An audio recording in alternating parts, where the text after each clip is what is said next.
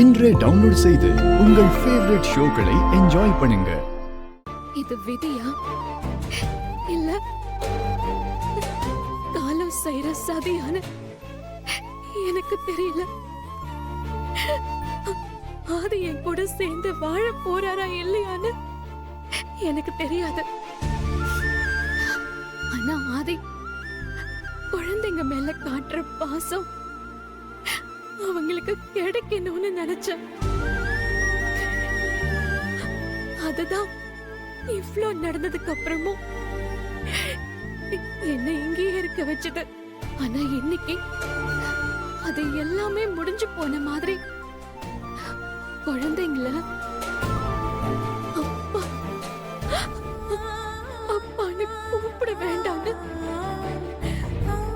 ஆதி வாயாலேயே சொல்லி என்ன சந்தோஷத்துல திக்குமுக்காட வச்சிட்டியா?